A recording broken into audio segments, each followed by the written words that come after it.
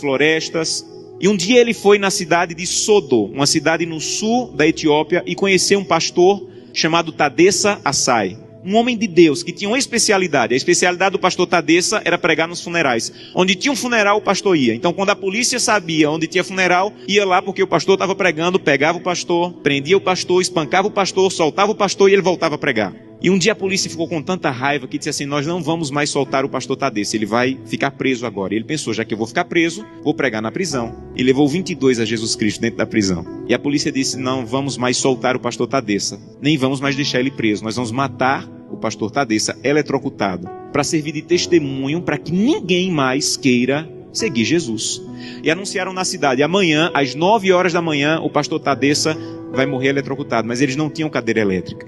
E eles chamaram as pessoas para o centro da cidade, para a praça da cidade, pegaram os fios desencapados, amarraram o pastor Tadessa, uma multidão veio assistir, deram 1 minuto para o pastor Tadessa orar, começaram um discurso contra o cristianismo, puxaram a chave para a corrente elétrica passar e matar o pastor. Houve uma explosão, fumaça e faísca para todo lado, a corrente elétrica não chegou e o pastor não morreu. Desamarraram o pastor e disseram: vão para casa, um eletricista vai consertar a gambiarra e amanhã nessa mesma hora o pastor Tadessa morre. E o pastor Tadessa pensou: já que eu vou morrer amanhã, vou passar a noite em oração. E voltou para a cadeia e passou a noite em oração. No outro dia, mesma coisa. A multidão veio, amarraram o pastor Tadessa, alguém havia passado o dia tentando consertar, puxaram a chave, explosão de novo, fumaça e faísca, a corrente elétrica não chegou. E a multidão começou a apertar tanto, fazer tanto barulho, que a polícia ficou temerosa, desamarrou o pastor e disse assim: vai embora daqui. E esse missionário estava lá, e disse que acompanhou o pastor Tadessa e disse assim: pastor Tadessa, o que é que o senhor vai fazer? Um homem que passou 2 vezes pela morte, o que é que o senhor vai fazer? E ele disse assim: tem um funeral, e eu soube que tem um funeral, eu vou lá pregar. E ele disse assim: pastor Tadessa, eu represento milhares de cristãos na América, e nós estamos orando muito por vocês. E disse que o pastor Tadessa se virou, ficou com o rosto sério e disse assim: vocês na América estão orando por nós, aqui na Etiópia? Então volte para a América e diga que nós é que estamos orando por vocês. E ele falou: mas por que vocês estão orando por nós se vocês é que estão sendo perseguidos, pastor? E ele falou: irmão, ninguém na Etiópia acorda sem pensar. Nenhum cristão na Etiópia acorda sem pensar: hoje pode ser meu último dia de vida. Pode ser que hoje seja descoberto e seja preso e morto. Então, como nós não sabemos se esse é o último dia de vida, todo cristão na Etiópia passa o dia em oração. Não importa o que nós façamos durante o dia, passamos o dia em oração. Mas eu soube que as coisas vão muito bem na América e que tem cristão na América que consegue passar o dia inteiro sem orar. É verdade que tem cristão na América que consegue passar o dia inteiro sem orar? E ele disse assim: é verdade. Ele falou: você sabe que é proibido se reunir, mas nós precisamos tanto do corpo de Cristo que mesmo sendo proibido, nós nos encontramos escondidos à noite, no escuro, na floresta, nos cemitérios, porque nós precisamos do corpo de Cristo. Mas eu soube que vocês têm igreja na América em todas as esquinas, e vocês podem entrar na igreja a hora que quiserem, que a polícia não vai entrar para espancar vocês. Mas eu soube que na América, no dia de culto, tem cristãos que ao invés de ir para a igreja, ficam em casa assistindo. É verdade que no dia de culto vocês podem ir a hora que quiserem, e vocês não vão, vocês ficam assistindo. É verdade que isso acontece na América, irmão?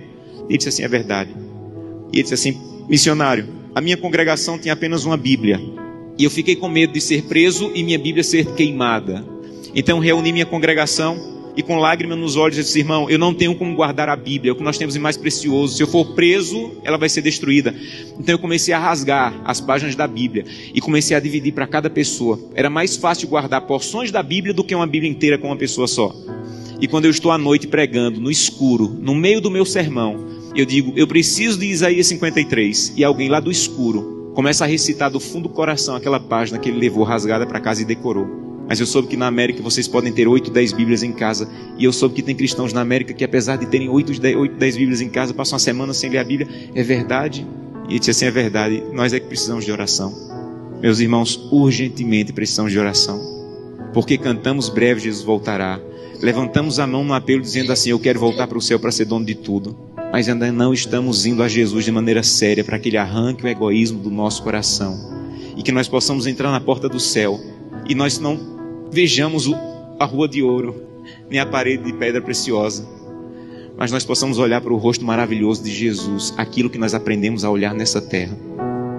Eu tenho um sonho da minha vida: entrar na porta do céu segurando a mão de Gleice, minha esposa, e Glenda e Samuel, os meus filhos. Eu quero chegar em frente a Jesus. Eu quero dizer: Jesus, cheguei com minha família. Essa aqui é Glenda, Samuel e Gleice. E eu espero que Jesus diga mais ou menos assim: Josanã, eu já conheci a sua família, porque todo dia você ia à presença. a minha presença me apresentava. Só faltava conhecer pessoalmente, mas eu já conheço tua família. Sejam bem-vindos agora. Um prazer conhecê-los pessoalmente. Eu não quero ser pastor dessa igreja. Eu quero ir para o céu. E isso é mais profundo. Eu não quero abrir o inário e dizer assim, breve Jesus voltará. Eu quero estar lá. Isso é mais profundo. Por isso eu preciso fazer com que o que eu como, o que eu vejo, o que eu acesso, o que eu ouço, a maneira como eu uso o meu dinheiro esteja de acordo com a vontade de Deus. Porque os que serão salvos não amam a própria vida. Que Deus te abençoe de maneira profunda. Para que o primeiro fruto da fidelidade, a transformação do teu caráter, esteja de maneira real acontecendo em tua vida.